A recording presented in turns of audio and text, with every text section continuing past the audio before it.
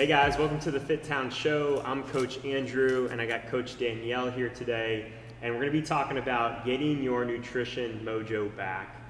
We're working under the assumption that a lot of you guys have had a tough few last months here with coronavirus, and some people have done great during this time. Some people have really kept up the momentum, but a lot of people haven't. A lot of people have struggled at this time.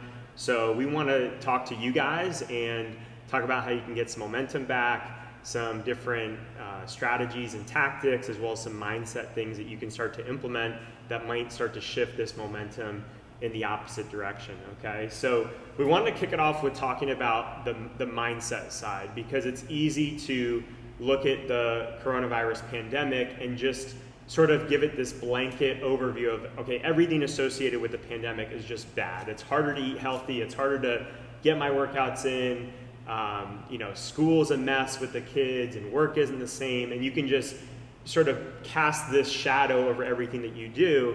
And I think with nutrition, it might be different, but it doesn't necessarily mean it's all bad. And then for a lot of people, it might be the best time right now or during this pandemic to get your nutrition under control, because there's things that are not happening, like social gatherings and parties that would normally derail a lot of people. So we want to talk a little bit about that and how you might normally address that and where this could be better now moving forward.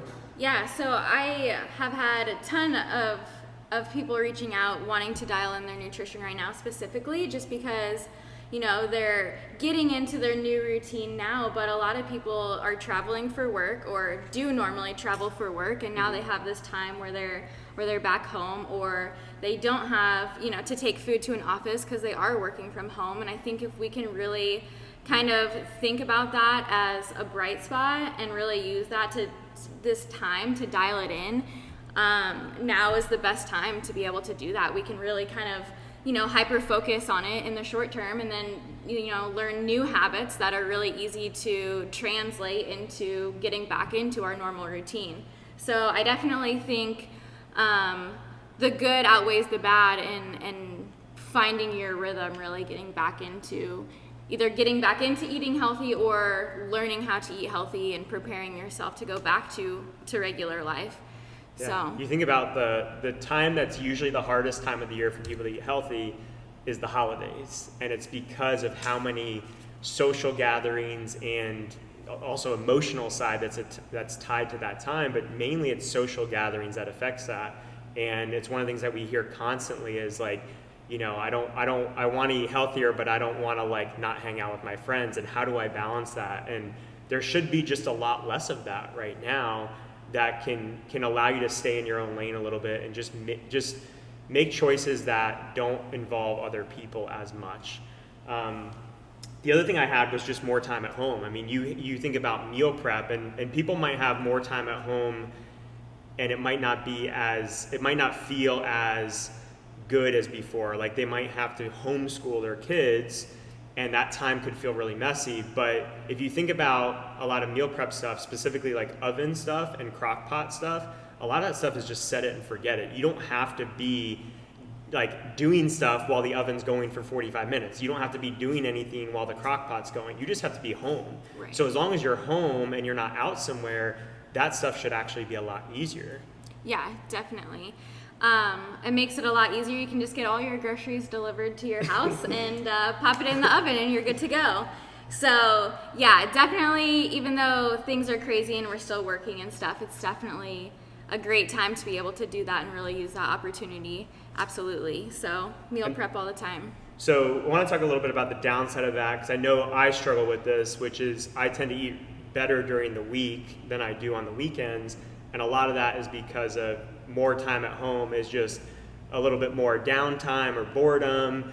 And when that happens, then my go-to might be to reach for a snack or reach for a packaged food or something like that. So do you have any good strategies for navigating that aspect where, yeah, I could meal prep more at home, but I'm also hit with those thoughts and feelings more at home? Yeah, so I definitely think, and this kind of goes for now with different times as well as regular life, if you can just get on like a routine with your meals, like mealtime, if you can keep that the same as you do on the weekdays, you kind of have that structure built into your weekends. I think that really is a huge game changer. So just staying on that schedule. There's no reason why a Saturday should be different than a Friday, besides that you do have some more freedom and maybe you're going out and going shopping or whatever it is. But if you can kind of stick to that structure of your weekday eating times, I think that makes a big difference in your weekends for sure. Cool.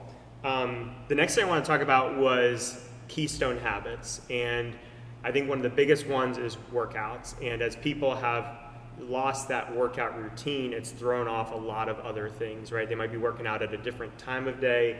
They might be working out at home versus in the gym, or they might have just lost that routine altogether. So I think working out is a really big keystone habit where maybe the best thing you need to do to get your nutrition on track is actually just to focus on doing some kind of workout or sweating a little bit every day, because you're going to make better choices throughout the day. Yeah, absolutely. And I think like kind of goes where you could work out in the morning and that really sets you up for success. You don't want to ruin that hard workout, you know, after you've worked so hard, you might as well follow through with it throughout the day, and it sets you up to have a good breakfast, which sets you up to have a good lunch and keeps you eating, keeps you hungry. So I definitely think getting it in early is great, but if you can just kind of structure that to have, okay, Monday, Tuesday, Thursday, Friday, those are going to be my 4 workout days of the week. If you can just always have that, no matter what, you're going to get in those workouts. I think that kind of helps you at least feel a little bit better, and maybe you're not going as hard as you are in the gym, but it at least kind of resets the system and keeps you a lot happier than if you were just sitting on the couch and not working out. So not only does it make you feel better, but from a nutrition standpoint, definitely is going to help kind of keep that in the back of your mind when it's really easy to sit on the couch instead. Yeah, another big one that I see is actually someone's nighttime routine or sleep, where a lot of people are working from home, so then they don't have to get up as early. And as a byproduct, they're letting that nighttime routine be a little lackadaisical. And I'm a firm believer that a good day kind of starts the night before, right? If you sleep well, if you get to bed at a good time, your next day is going to start really well, and you don't feel like you're starting behind the 8 ball. So I think another thing that's non-nutrition related, but actually might have a huge impact on nutrition, is just cutting off your bedtime and getting to bed at about the same time every night, so that way you're starting the day with a little bit of positive momentum. Hopefully you're well rested, so you're making better decisions because you're well rested. I think that's a big one as well. Yeah, when you are getting lack of sleep too, your cortisol levels are higher, and there's studies that show that when you're not getting adequate amounts of sleep, you're definitely hungrier the next day. So that lack of sleep definitely plays into that as well. But again, I think it all comes back to the structure and routine. We just need that in our lives to really keep us moving along in a positive manner. And then meal prep is a big one. We touched on it before, but I think that's a place that you've always thrived with, Danielle, and helped your clients really thrive with, see that time at home, especially on the weekends, to get some kind of meal prep in. Do you have any good meal prep tips or ways that you think maybe mistakes that people make with that? I would just say don't cook too much at once. So it always seems fun when you find a recipe and you're like, okay, I'm gonna make this and make these burrito bowls, and I'm gonna have that for lunch every single day of the week. I definitely think that, by days 3 or 4, we're getting really sick of those meals. So maybe we're like, okay, I'm gonna skip my prepared meal prep lunch or whatever and get takeout because I'm over this. Yeah. And I think that is the biggest mistake, is people really try and overcomplicate that. They want it to look really sexy when it doesn't need to. So I think kind of a big thing is just making super bland food. So maybe that's you cook just chicken breast, or maybe you do a salsa chicken in the crock pot or Instapot, and then, like a plain ground beef. What we typically do is we'll make shredded chicken, just shred some like chicken tenders that we'll bake in the oven, and then we'll cut up, or we'll get like one of the bigger things of ground beef and do a pound of just plain ground beef and a pound of taco seasoned ground beef. So we have like just kind of 3 staple proteins. And then that way we can dress them up with whatever sauces that we're feeling that day. So same thing, we kind of do that with carbs and proteins. You know, we always have rice on hand and sweet potatoes, but then we also have a couple other carb sources around. If we want to make a baked potato that day, we will. Stuff like that. So I think if you can think about making carbs and proteins and having fats on hand, making those in bulk, then you can kind of dress them and make them fit what you're feeling that day, I guess, essentially. Yeah, a lot of stuff doesn't have to be hard at all. I mean, in terms of veggies, almost every store now has like really good either frozen or fresh pre-cut veggies that, again, if you're going the oven route, literally you just need to throw it on a pan, spray it. You know, now you have sprays, spray olive oil, spray coconut oils, a little bit of seasoning, you throw it in the oven, and it's literally 90 seconds of work. Yes, you have to wait 45 to 60 minutes for it to be done, but that time can be spent doing something else. Yeah, I feel like if you're somebody who's like, oh, I don't have time for meal prep, it takes hours and hours, and I just don't have that, finding pre-chopped stuff is going to really, really save you. Yeah. There's pre-chopped everything now. So, and whether that's frozen or fresh doesn't really matter, but that's going to save you time and ultimately will help you stay successful if you can make it as easy as possible. Another one that I've noticed with people that are successful is they have one meal of the day that's usually like almost identical, and usually that's breakfast because it really fits that routine that they have. And two of our members, Donald and Amanda, Donald still every once in a while texts us a picture of his breakfast, and he started this during our 800 gram challenge from the beginning of the year, which was 800 grams of fruits and veggies in a day. And him and Amanda were getting like 3/4 of that in just their breakfast. And basically he has this omelet that he makes, which is almost all veggies and just enough egg to like hold it together. Yeah. And he's had that same staple breakfast almost every single day. And then even if the rest of the day goes off somewhere, then he's already gotten a ton of veggies in, he's gotten some protein in, he's gotten his workout in, he's got so many things already set up for success. Yeah.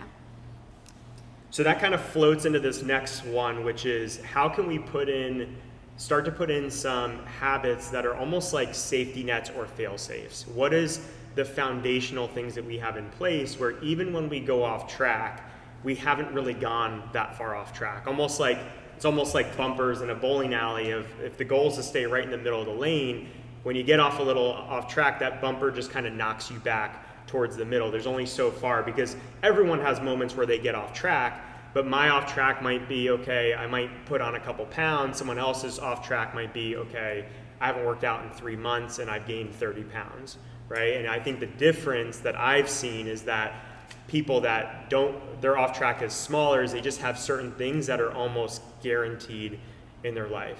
Yeah. So what are things for you personally that are your sort of like fail safe or bumpers that keep you in line? I think that something that I've learned is to always have some sweet and some salty snacks on hand that I know aren't going to destroy my progress or, set me back super far. And I think that, we can say don't keep any of that in the house, but we have kids, we have, parties and events that we're hosting or going through, and we just always end up with less than healthy stuff in our house. So I think that not having it around is not really totally possible, but having things that you can have in your house that would satisfy those cravings, I guess. Are those things that you're saying are more like lower calorie options, so even if you have that thing, you've only done so much damage? Right. So like for us, I always keep like single serving bags of kettle corn that we can pop or regular butter popcorn. So that's not something that I typically eat, but if I have a sweet craving, 100 calorie bag of kettle corn feels like a lot, and it's super delicious and super satisfying. So that's something that we'll keep around. For that. We also do a lot of rice cakes and make like cinnamon sugar essentially with stevia and cinnamon, and we can sprinkle that on toast or rice cakes or whatever, and that also kind of helps sweet treats. But finding things that are maybe not something that would be in your perfect day, but could be around to help you, stop and get ice cream on the way home from work. Having some healthier, maybe a coconut milk based ice cream or something, we're really big on coconut milk ice cream sandwiches right now that are 100 calories and super delicious, and 2 of them does the trick for me. So if you can just find things that are satisfying for you that aren't going to wreck your progress, I think are really key. Yeah, I'm a big fan of having either healthy options, restaurants that you know you can go to, or in my case, I have frozen meals that I get from a meal delivery company. I order, I think, like 15 meals a month from them. So I only get 1 delivery a month, but they go straight into the freezer, and then I might, on average, depending on the week, eat 3 to 5 of them in a week. So if I forget to meal prep or I don't feel like meal prepping, my meals at the gym are almost always guaranteed to be a certain amount healthy. And then with a lot of the clients that I work with who can forget their meals and then they're having to eat out, having restaurants that you know that you can go to and get something healthy, so that way when you forget your lunch or you don't want to meal prep, you have a place that's like, all right, I feel like I'm still gaining momentum at the start of my week, and I'm not like, well, let me just wait till the next Monday to eat healthy again because Right. this week's already ruined because of this bad lunch that I have. So the delivery company that I use is called Eat the 80. We actually have a member and one of our staff, Sam Kirby, that has a meal delivery company that she just started. And then going out, one of my favorite places is CR Chicks. I recommend that people get like the carrots, the green beans, and the rotisserie chicken. And rotisserie chicken in general is just an awesome thing that you can get pretty much anywhere. That's just an easy go-to. What are some of your favorite places for like someone to get lunch during the week if they forget their lunch? So I'm a big person on volume. I like to eat a lot. I like to be super full. So I usually go for salad places. I have several salad places that I like to go to, and maybe places that you wouldn't typically think.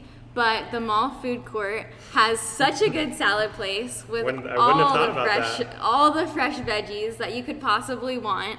So you like go and you pick your lettuce. They've got every type of green that you could want for a salad base, and then just literally all the chopped veggies. And then I add like hard-boiled egg. I usually put some feta on there. They have a ton of different proteins. Austin gets shrimp, but I really like their grilled chicken. And then they chop it all up so everything's like chopped up and super small. And then with that hard-boiled egg all chopped up, I don't even need dressing. Like, it's so good in itself that that is like my favorite thing. And sometimes I'll drive all the way to the mall from our house in Jupiter just to go get a salad for lunch.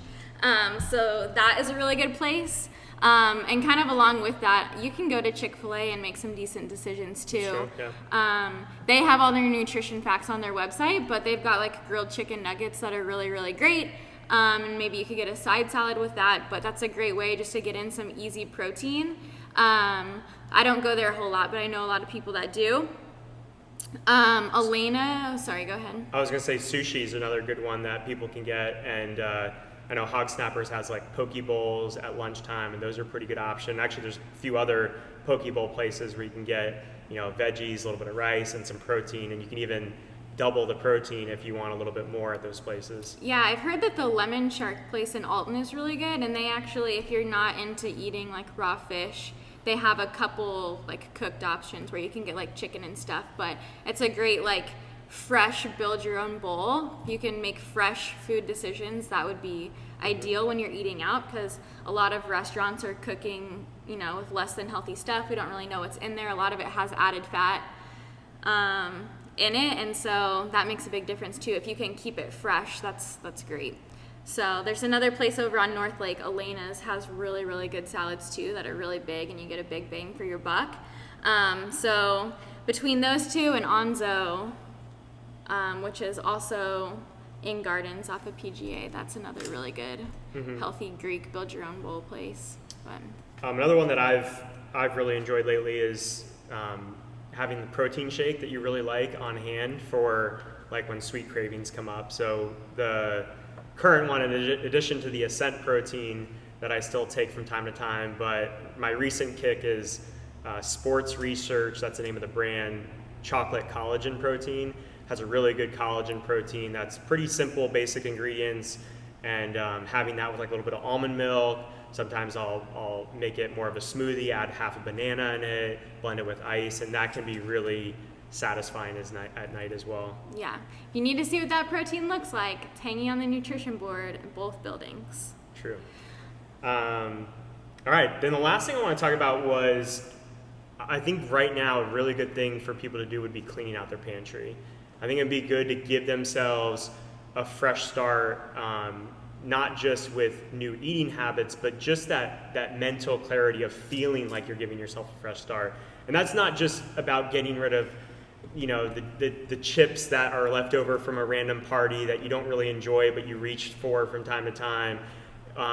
It's not just about getting rid of the unhealthy stuff, but even getting rid of old healthy stuff that's no longer even good can reduce the clutter and retain some of that willpower and decision-making ability that you have on a daily basis.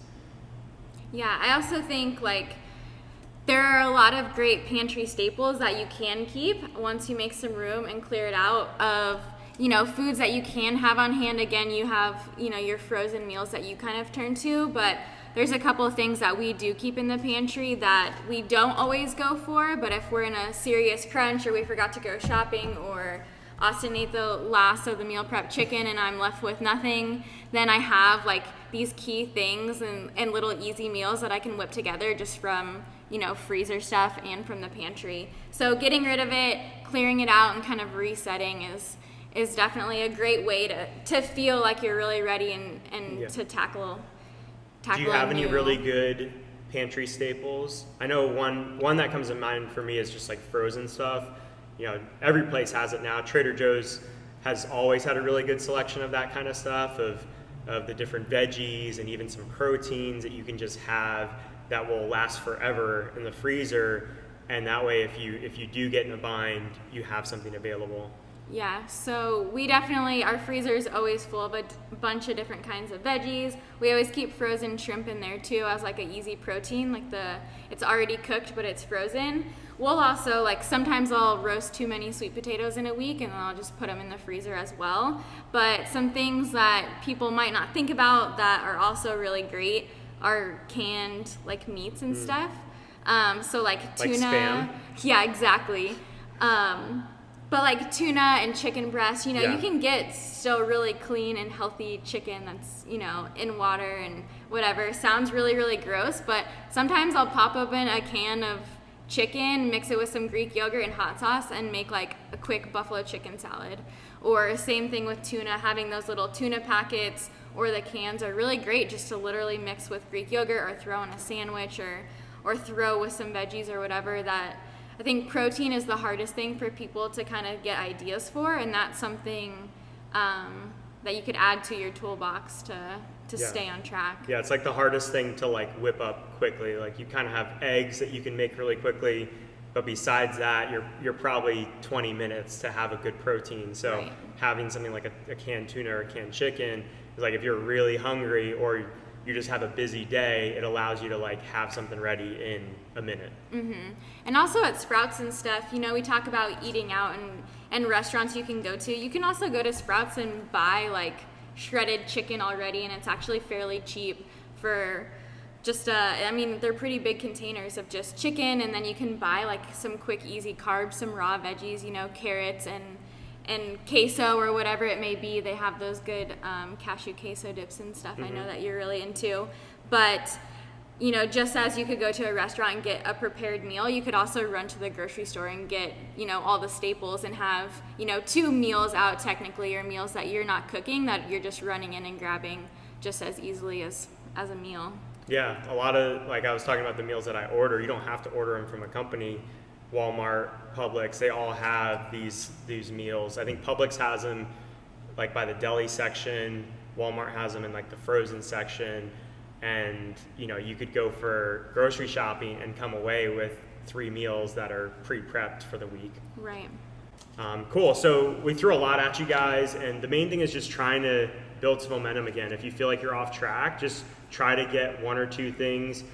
Go back to that idea of the Keystone Habit. That's individual to you. It's going to be different for everybody, but think about the thing that, hey, when I do this thing, a lot of other things seem to go right in my life with my nutrition, right? Is that getting your workouts in? Is that getting your meal prep in? Is that dialing in your breakfast? Is that dialing in your sleep? Whatever it is, start one or two of those things moving in the right direction, get that momentum, and you'll start to see a lot more opportunities, and you'll start to just be more optimistic about, you know, where the success could be for you. So anything else that you want to add on this topic? I think that's good. All right, see you guys next time. Thanks for joining us. Bye.